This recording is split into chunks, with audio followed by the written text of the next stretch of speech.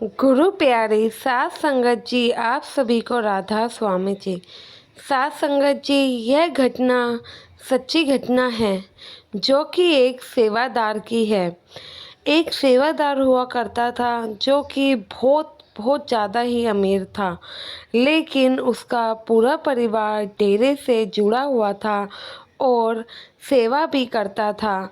तो इसलिए उसका रुझान भी सेवा की ओर था और सत्संग की ओर ज़्यादा ही था। वह अक्सर सेवा में आया करता था, बिना कुछ सोचे समझे, बिना कुछ समय देखे वह सेवा भी लगन से किया करता था, जिसे देखकर बाबा जी भी अक्सर खुश होते थे, क्योंकि वो बाबा जी उस सेवादार को देख कर अक्सर मुस्कुराते थे। और जब भी बाबा जी का सामना उस सेवादार से होता तो बाबा जी मुस्कुरा पड़ते, लेकिन कुछ नहीं कहते। ये बात सेवादार भाई को थोड़ी अजीब लगती थी। सात संगत जी, अक्सर सभी सेवादारों के मुंह से सुना है, अगर उन्हें मौत भी आए तो गुरु घर में ही आए। आखिर सेवा में ऐसी क्या बात है जो सभी सेवादार ऐसे कहते हैं। संगत अपना काम धंधा, बच्चे परिवार सबको छोड़कर सेवा करने पहुंच जाती है। जिस सेवादार को देखकर बाबा जी मुस्कुराते थे वह कोई आम इंसान नहीं थे, बल्कि एक अरबपति थे। अगर उसको किसी शहर का राजा भी कहा जाए तो वह कम नहीं होगा, क्योंकि उनके पास बहुत सारी धन दौलत थी और उनका नाम बड़े बड़े अमीरों में गिना जाता था। वह सेवादार अक्सर हर जगह, हर सत्संग घर में जाकर सेवा करते थे। कोई चाहे उन्हें दूसरे शहर में जाने का मौका मिले या फिर किसी भी मेजर सत्संग घर में जाने का मौका मिले, वह नहीं छोड़ते थे और अपने करोड़ों रुपए की कार से डेरे पहुंचकर डेरे में भी बल्कि सेवा करने जाया करते थे। डेरे की सड़कों पर झाड़ू मारने की सेवा भी बहुत ही खुशी से कर लिया करते थे।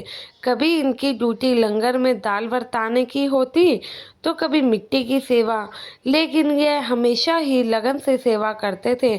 और बाबा जी भी जब भी सेवादारों को दर्शन देने आते तो दूसरे सेवादारों को देखकर बाबा जी कोई रिएक्ट नहीं करते थे, लेकिन इस भाई को देखकर बाबा जी मुस्कुराने लगते थे। यह बात इस भाई को बहुत ही अजीब लगती थी। यह बाबा जी के जाने के बाद हमेशा ही सोचता था, आखिर बाबा जी इसे देखकर क्यों मुस्कुराते हैं। क्या इसकी सेवा में कोई कमी तो नहीं है, या फिर बाबा जी इसके चेहरे को देखकर क्यों हंस पड़ते हैं। यह भाई कुछ भी समझ नहीं पाता था और ऐसा एक बार नहीं बहुत बार हो चुका था और यह भाई हमेशा ही कंफ्यूज रहता था। कभी ये भाई दिल्ली में सेवा कर रहा होता था तो कभी डेरे में। हर बार बाबा जी जब भी इस भाई से मिलते बिना कुछ कहे मुस्कुरा देते। जब ऐसा बार बार होने लगा तो इस भाई ने इस बात का जिक्र दूसरे सेवादारों से किया, लेकिन उन्होंने भी कुछ ज़्यादा जवाब नहीं दिया, क्योंकि किसी के पास इस सवाल का जवाब था ही नहीं। फिर एक बार इसके जत्थेदार ने इसको बाबा जी से मिलवाने की बात कही और कहा कि तुम खुद ही बाबा जी से ये सवाल पूछ लेना। तो वह कहता है, भाई मैं कैसे हिम्मत कर सकता हूँ इतने बड़े सद्गुरु से सवाल करने की, और मैं कैसे पूछूंगा कि वह मुझे देखकर क्यों मुस्कुराते हैं।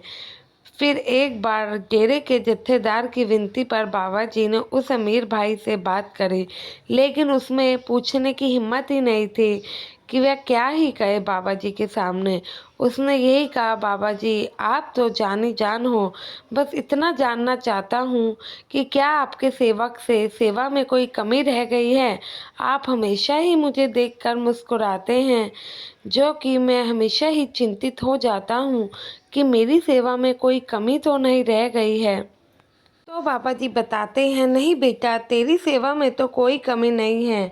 मैं तो बस इसलिए मुस्कुराता हूँ क्योंकि कई साल पहले तूने एक बार डेरे की सेवा करी थी, उस समय तो कुछ और ही था। यह सुनकर अमीर भाई चौंक जाता है। कहता है, बाबा जी मैं तो बचपन से ही डेरे से जुड़ा हुआ हूँ और सेवा भी करते आ रहा हूँ। जैसे मैं आज हूँ वैसे ही पहले था, उम्र बढ़ने के कारण चेहरा थोड़ा अलग ज़रूर हो सकता है। तो बाबा जी कहते हैं, नहीं बेटा, मैं तुम्हारे इस जन्म की नहीं बल्कि इससे पहले वाले जन्म की बात कर रहा हूँ। तो वह भाई सोच में पड़ जाता है कि बाबा जी आखिर ये सब क्या कह रहे हैं। तो अमीर आदमी हैरानी से बाबा जी को देखने लगता है।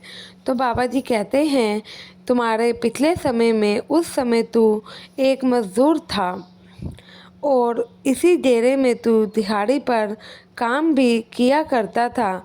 जब तू देखता था कि महाराज जी सभी सेवादारों को सेवा करने पर दर्शन देते हैं और प्रसाद भी देते हैं, तो एक दिन तेरे मन में भी आया कि आज तुम बिना दिहाड़ी के ही डेरे में काम करो।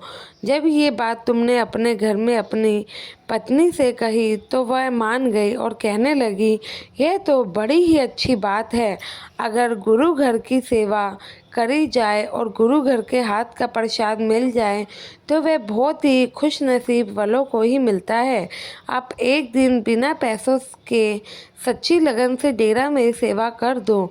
एक दिन हम नहीं खाएंगे तो कुछ नहीं हो जाएगा। तो एक दिन तूने इतनी लगन से सेवा करी थी जितनी लगन से तो तू दिहाड़ी पर भी काम नहीं करता था।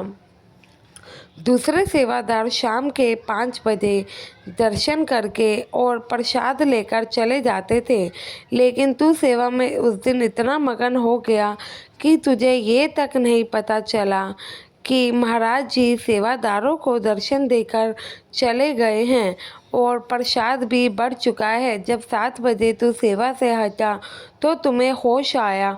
तुमने देखा कि सब जा चुके हैं, लेकिन तुम्हारे इंतज़ार में महाराज जी वहीं पर बैठे हुए थे और महाराज जी ने तुम्हें अलग से दर्शन भी दिए और प्रसाद भी दिया और तुम्हारी उस एक दिन की सेवा का फल तुम्हें इस जन्म में मिल रहा है।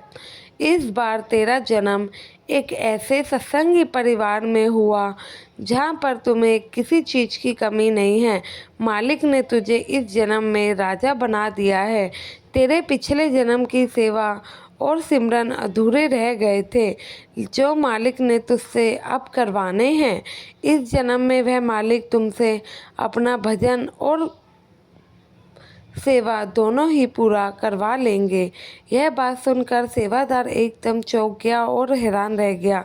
बाबा जी के जाने के बाद यही सोचता रहा कि सिर्फ एक दिन की सेवा का इतना मीठा फल है तो सारी उम्र की सेवा के बदले मालिक ना जाने हमें क्या ही दे देता होगा।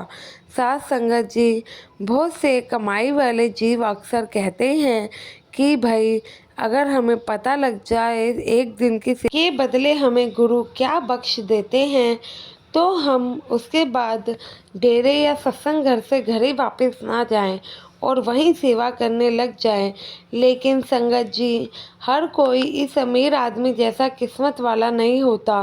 कई ऐसे भी लोग हैं जो संसार में सेवा करते हैं लेकिन सेवा का मतलब नहीं जानते और सेवा के बदले मिलने वाला प्रसाद और आशीर्वाद बेकदरी कर देते हैं। संगत जी, हमेशा ही अगर आपको सेवा करनी है तो निस्वार्थ मन से करें। अगर आपके मन में लालच रहेगा कि हमें सेवा के बदले ये मिल जाए या वो मिल जाए तो उस सेवा का कभी भी कोई फ़ायदा नहीं होगा, ना ही उसका फल आपको मिलेगा। आशा है साखी के जरिए आप भी समझेंगे और हमेशा ही निस्वार्थ भावना से सेवा करेंगे। गुरु प्यारी साथ संगत जी, चैनल पे नए हैं तो संगत के अपने इस चैनल को सब्सक्राइब जरूर करें और कमेंट में राधा स्वामी ज़रूर लिखें जी।